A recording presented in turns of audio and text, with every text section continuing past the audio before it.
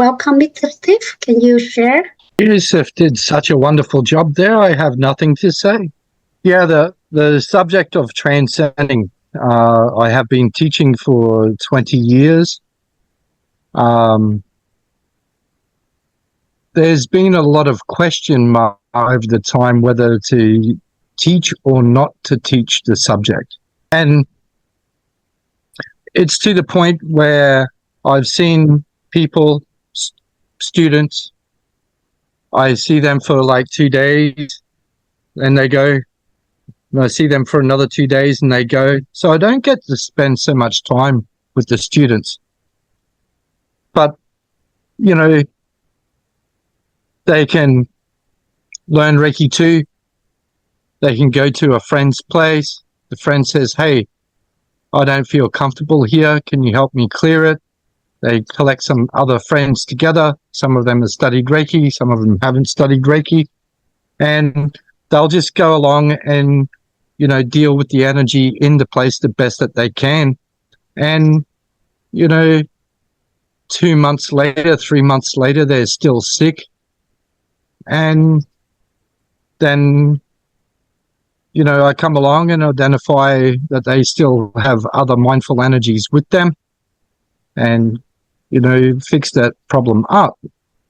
So the conclusion is, for me, if students are going to go along and do this anyway and be putting themselves and other people in dangerous situations, I might as well teach those people some skill so it won't be so harmful for them and their friends. And if a person is a therapist, a Reiki therapist, it's not a matter of when or if they ever encounter in the duration of a Reiki treatment that a person has a mindful energy inside of their aura or had been cursed with black magic or something like that. It's only a matter of when that will happen if you're a therapist, because it will happen at some point in time. You know, like some places that I have been and perform Reiki treatments professionally, I would say 30% of the people that I've treated has been affected from other types of energy, whether it's been black magic or entities or whatever, but they have been affected by some other type of energy. So I first came across the Transcending and using Reiki with Transcending some 25 years ago, actually with my Reiki teacher here in Australia, where, you know, we had come across a vortex and a lot of indigenous spirits sitting at the vortex and had to be transcended. So the understanding of spirits being on the land and people building houses on vortexes, these types of things, is in every country around the world, you know, and that's the reality of it.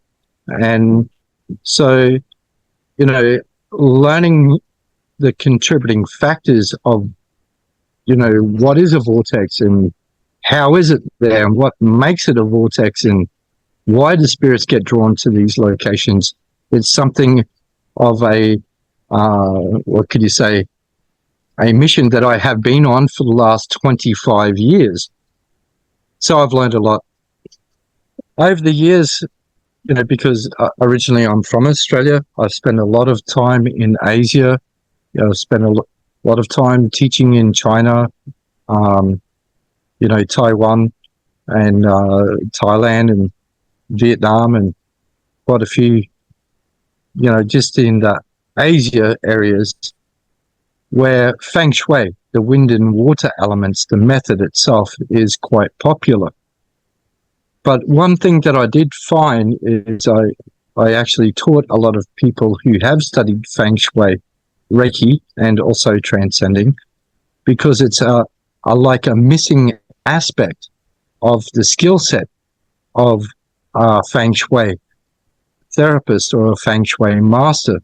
They understand that there's this missing point here in about how to transcend spirit.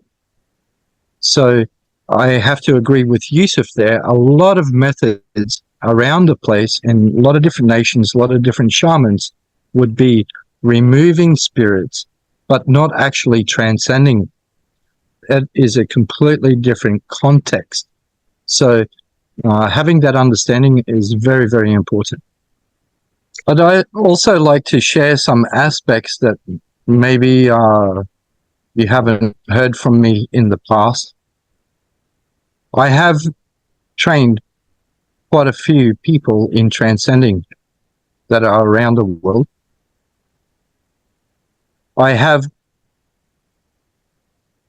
had like a team in a nation that somebody then would be qualified as a transcending leader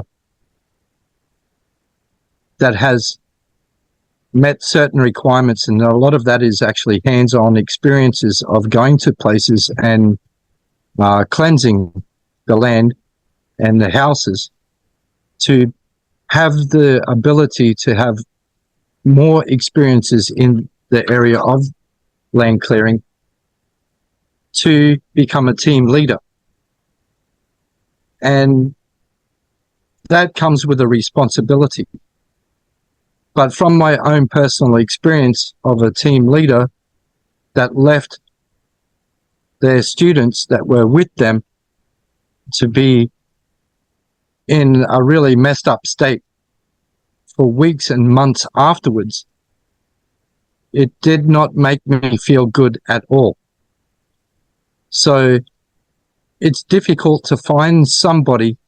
It has to be really deep in the heart to take the responsibility of a team, meaning other human beings that are with you while you're doing this type of work, that they do not go home with other mindful energies or matter still with them that can make a problem for their family, because it does, and take the responsibility to have the oversight to guarantee that there is a safety mechanism put in place.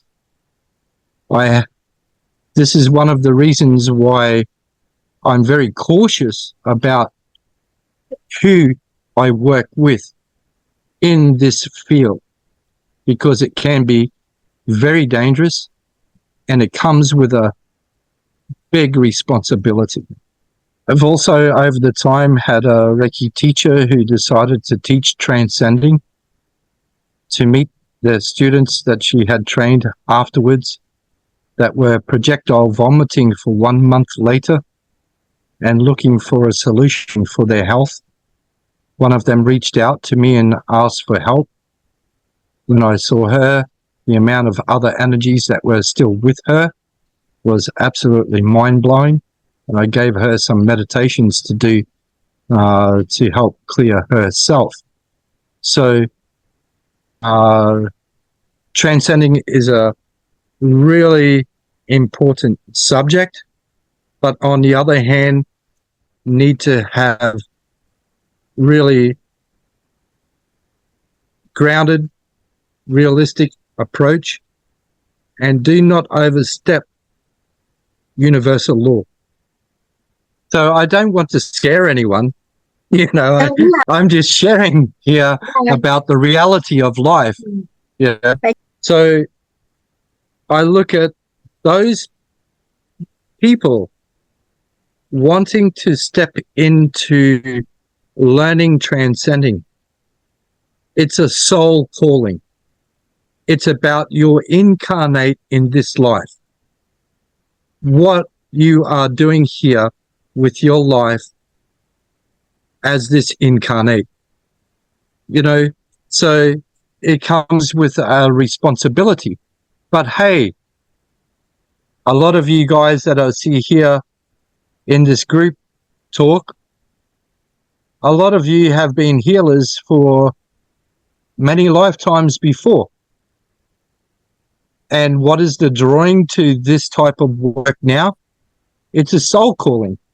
That's what it is. It's not about my smile or anything like that. No, it's about a soul calling of something that you feel that you need to do in this life.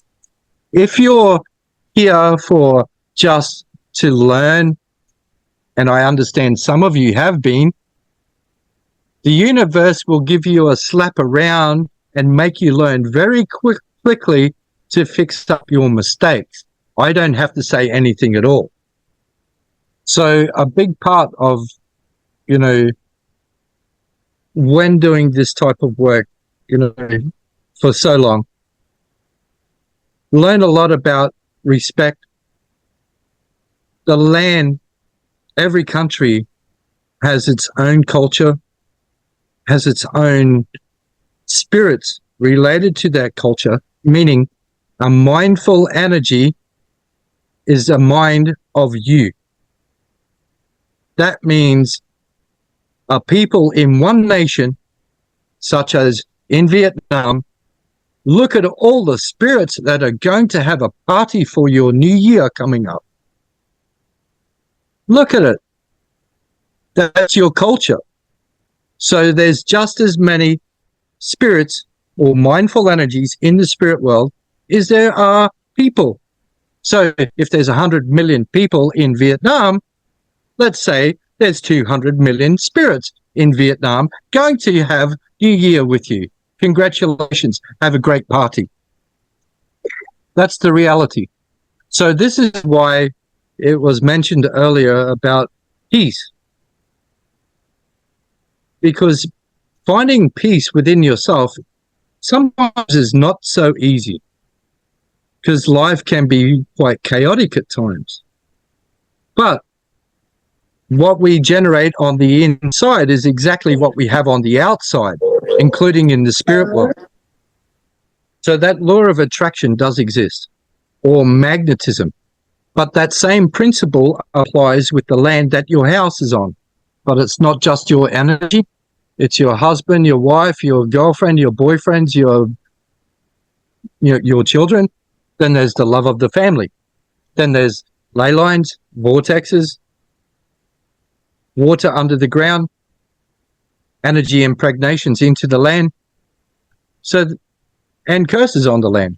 So there's a lot of different layers that need to be investigated and understood to do a good cleansing work. Is there any topics that I need to speak about? Could you share more about the applications of Transcending into different religions? I wouldn't say just religion either. I would say cultures and different belief systems. Like, in Vietnam, there was this amazing experience where, the whole civilization at that time believed that the spirit being in the ground is a good place to be. The question would be, is the soul or the reincarnation cycle in the ground? Seems not, because they were stuck.